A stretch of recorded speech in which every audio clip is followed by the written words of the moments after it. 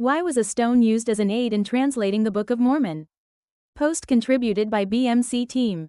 D and C know why. Number 145. 또 주께서 이르시되 내가 내 종 게이젤렘에게 어둠 속에서 빛으로 비출 돌 하나를 예비해 주어 나를 섬기는 내 백성에게 드러내되 그들에게 그 형제들의 행위 곧 그들의 은밀한 일과 그들의 어둠의 일과 그들의 간악함과 가증한 일들을 드러내리라 하셨느니라.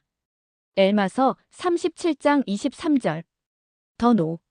엘마서 37장에 기록된 엘마의 아들 힐라멘에게 한 말에는 하나님을 위해 특별한 일을 수행해야 하는 불특정 종 게이젤렘에 대한 다소 당혹스러운 언급이 담겨 있습니다. 엘마는 예언하기를 주께서 이르시되 내가 내 종 게이젤렘에게 어둠 속에서 빛으로 비출 돌 하나를 예비해 주어 나를 섬기는 내 백성에게 드러내되 그들에게 그 형제들의 행위 곧 그들의 은밀한 일과 그들의 어둠의 일과 그들의 간악함과 가증한 일들을 드러내리라 하셨느니라. 엘마서 37장 23절. 몰몬경에서 게이젤렘에 대한 유일한 언급이기 때문에 독자들은 이 구절이 누구 또는 무엇에 대해 이야기하고 있는지 다소 혼란스러워할 수 있습니다. 조셉 필딩 맥콘키와 로버트 엘 밀레는 게이젤렘은 선견자 돌인가 아니면 종인가? 구절에서 구분하기는 어렵고 문장에서 쉼표의 위치에 따라 크게 달라집니다. 아마도 둘 모두를 가리킬 수 있습니다. 게이젤렘이라는 이름이나 칭호는 선견석을 사용하는 모든 선견자와 관련하여 사용될 수 있지만 이 경우에는 선지자 조셉 스미스를 직접적으로 지칭하는 것으로 보입니다.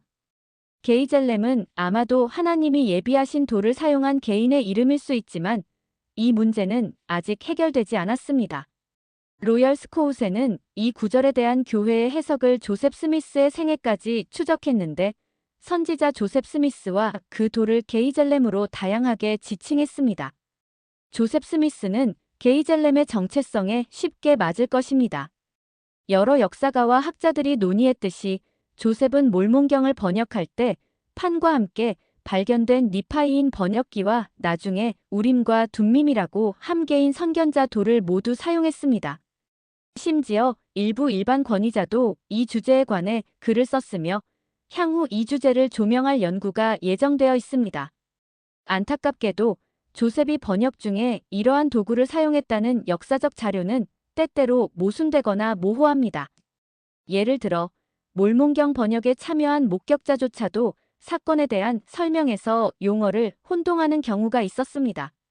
번역자와 선견자 돌이라는 두 가지 도구는 분명히 상호 교환이 가능하고 거의 동일한 방식으로 작동했기 때문에 시간이 지나면서 조셉 스미스와 그의 동료들은 번역기뿐만 아니라 돌 하나를 지칭하기 위해 우림과 둠밈이라는 용어를 자주 사용했습니다. 이러한 모호함에도 불구하고 조셉이 몰몬경을 번역할 목적으로 주님께서 준비해 주신 신성한 도구들, 즉 자신이 발견한 선견자 돌이나 모로나이가 준 번역기들을 사용했다는 것은 분명합니다. 조셉이 이 도구들을 어떻게 사용했는지, 즉 번역 과정에서 정확히 언제 어떤 도구를 사용했는지에 대한 의문이 남아 있습니다. 그러나 선지자가 실제로 몰몬경과 일부 초기 계시를 예교리와 성약 3, 6, 7, 11, 14, 17편 번역할 때 영감의 매개체로 하나님께서 준비해 주신 도구를 사용했다는 것은 논란의 여지가 없습니다. 더 Y. 오늘날 많은 사람들이 기적이나 초자연적인 힘의 존재를 노골적으로 무시하게 되었습니다. 과학적으로나 합리적으로 설명할 수 없는 주장은 특히 세속적인 서구에서는 단순한 미신으로 취급되는 경우가 많습니다. 따라서 많은 사람이 주님께서 조셉 스미스가 몰몬경을 번역하는데 사용할 수 있도록 겉으로 보기에 마법이나 경이로운 돌을 준비하셨다는 사실을 받아들이는데 어려움을 겪는 이유를 이해할 수 있습니다. 조셉 스미스가 그러한 돌을 사용한 것은 역사적, 신학적 맥락에서 이해해야 합니다. 돌이나 유리를 매개체로 사용하여 신의 계시를 받는 행위는 고대 이스라엘과 고대 마야를 비롯한 많은 현대 및 고대 문화권에서 기록된 관습입니다.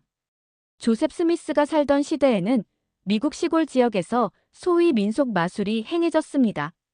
여기에는 돌, 막대 및 기타 도구를 사용하여 영혼과 소통하고 초자연적인 수호자가 보호하는 숨겨진 보물을 찾고 잃어버린 물건을 찾거나 심지어 물의 근원을 발견하는 것까지 포함되었습니다.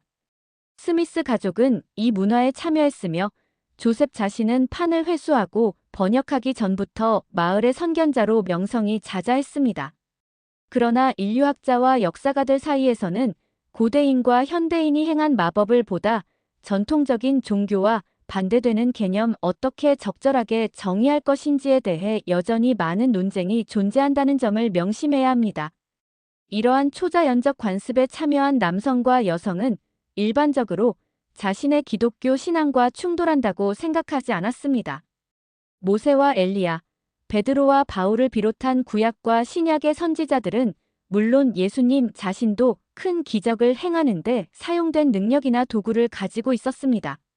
잘 알려진 것은 성경의 제비뽑기 관습으로 이는 분명 초자연적인 차원을 가지고 있었습니다. 니파이전서 3장 11절 참조. 그러므로 조셉 스미스에게 큰 영향을 미친 마술적 세계관에 대한 주장은 매우 신중하게 접근해야 합니다.